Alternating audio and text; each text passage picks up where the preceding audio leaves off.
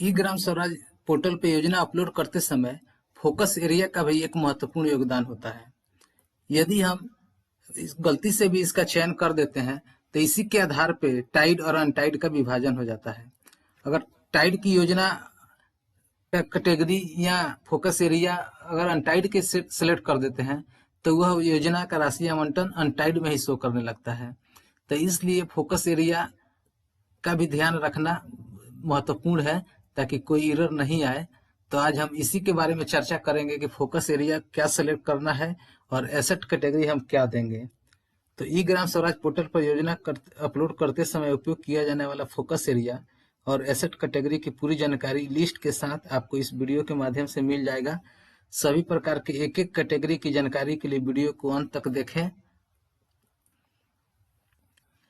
नाली निर्माण के लिए फोकस एरिया सैनिटाइजेशन सेलेक्ट करना होता है और इसके एसेट कैटेगरी में सैनिटाइजेशन एंड सीवरेज फैसिलिटी का सेलेक्ट कर सकते हैं और सब कैटेगरी में ड्रेनेज का हम उपयोग करेंगे।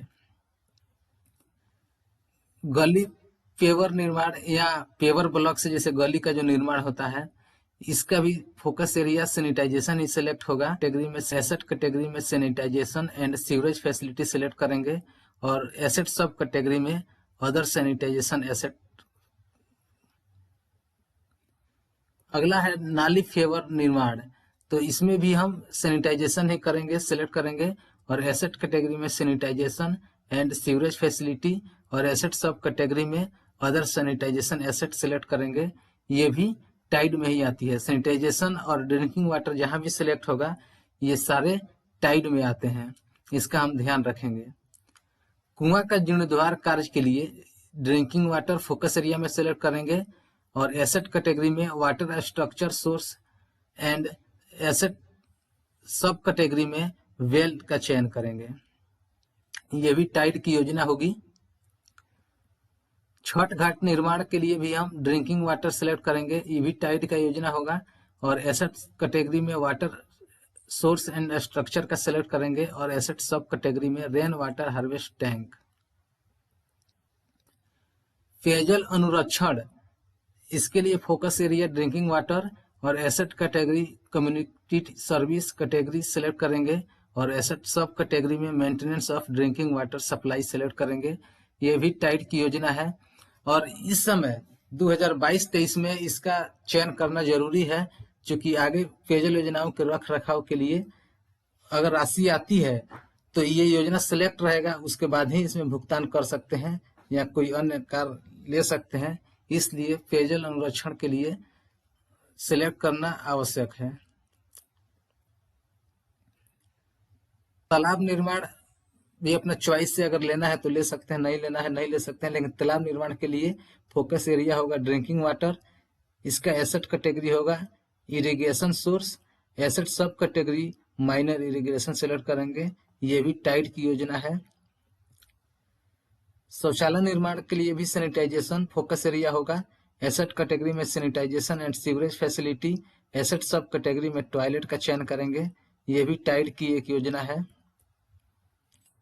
सामुदायिक शौचालय निर्माण, इसके लिए भी sanitization focus area, asset category में टॉयलेट और एसेट सब कैटेगरी में कम्युनिटी सैनिटेशन कॉम्प्लेक्स का सिलेक्ट करेंगे। ये भी टाइड की एक योजना है। खेतों की सिंचाई के लिए सिंचाई क्षमता डैम का निर्माण कार्य के लिए focus area drinking water, asset category में वाटर सोर्स एंड स्ट्रक्चर और एसेट सब कैटेगरी में डैम का उपयोग करेंगे। ये भी टाइड की एक योजना है।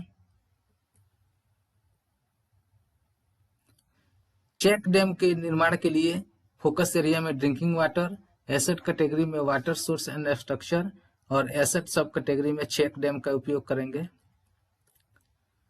टाइड की योजना है, ये भी सिंचाई क्षमता हेतु यार या पाइन का निर्माण कार्य। इसके लिए भी फोकस एरिया ड्रिंकिंग वाटर होगा। एसेट कैटेगरी में इरिगेशन और सब एसेट कैटेगरी में माइनर इरिगेशन का चयन करेंगे। जल संग्रहण के लिए भी फोकस एरिया हम ड्रिंकिंग वाटर ही सेलेक्ट करेंगे। एसेट कैटेगरी में water source and structure, asset sub category में रेन वाटर हार्वेस्ट टैंक। ये भी टाइड की एक योजना है। खेल का मैदान या उद्यान या पार्क के लिए फोकस एरिया मैदान अनटाइड की ही योजना है। इसके लिए फोकस एरिया में सोशल वेलफेयर, एसेट कैटेगरी में residential facility, asset sub category में प्ले ग्राउंड, पार्क का सिलेक्शन करेंगे। खुला जिम की व्यवस्था भी अनटाइड की ही योजना है। इसके लिए focus area social welfare, asset category residential activities, asset sub category में स्टेडियम या स्पोर्ट क्लब का चयन करेंगे। शेड का निर्माण भी अनटाइड की ही योजना है। इसका भी फोकस एरिया सोशल वेलफेयर ही होगा। एसेट कैटेगरी में बिल्डिंग और एसेट सब कैटेगरी में शेड का चयन करेंगे। आंगनबाड़ी केंद्र का भी फोकस एरिया सोशल वेलफेयर ही होगा। एसेट कैटेगरी में residential facility, asset sub category में furniture and play material for anganwadi centre का चयन करेंगे। यह भी अनटाइड की ही योजना है। सामुदायिक भवन निर्माण कार्य के लिए maintenance of community hall focus area में होगा। एसेट कैटेगरी में residential activity, asset sub category में मैरिज हॉल या कम्युनिटी हॉल का चयन करेंगे। एक और है सोलर स्ट्रीट लाइट। इस समय सभी पंचायतों में सोलर स्ट्रीट लाइट का भी चयन किया जाना है। इसलिए इस योजना को लेना आवश्यक भी है और जरूरी भी है, क्योंकि स्ट्रीट लाइट अगर लगता है तो उसका भुगतान करने के लिए सोलर स्ट्रीट लाइट एंट्री होने के बाद ही भुगतान हो सकता है। अगर उस समय एंट्री नहीं होगा तो फिर से भुगतान में दिक्कत आएगी। इसलिए सोलर स्ट्रीट लाइट इस समय एंट्री में लेना अति आवश्यक है। सोलर स्ट्रीट लाइट के लिए focus area rural electrification, asset category electrification and asset sub category में स्ट्रीट लाइट का चयन करेंगे। ये भी अनटाइड की ही योजना है। सौदा गृह के निर्माण कार्य के लिए focus area social welfare social service ही होगा। एसेट कैटेगरी अदर पब्लिक या सोशल का सिलेक्ट करेंगे और एसेट सब कैटेगरी में क्रीमेशन ग्राउंड या ग्रेवयार्ड का चयन करेंगे। ये भी अनटाइड की ही योजना है। अनटाइड में ही आता है सरकारी बिल्डिंग की मरम्मती कार्य। इसके लिए फोकस एरिया होगा maintenance of community asset. Asset category में बिल्डिंग का चयन करेंगे और एसेट सब कैटेगरी में गवर्नमेंट सस्पेंस हाउस सिलेक्ट करेंगे। किसी भी बिल्डिंग के चारदीवारी निर्माण कार्य के लिए भी फोकस एरिया सोशल वेलफेयर ही होगा।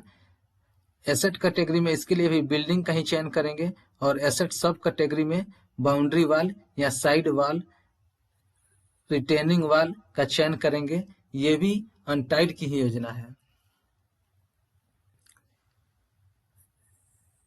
पंचायतों में अभी फिलहाल इतना ही और इसी के मिलता जुलता जैसे कि योजना का हम चयन करना होता है, जिसका फोकस एरिया एसेट कैटेगरी सब कैटेगरी इसमें हम बता दिए।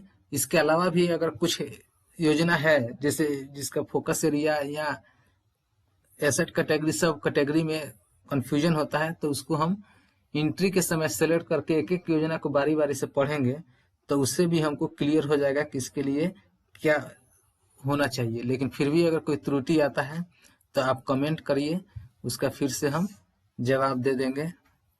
तब तक के लिए धन्यवाद।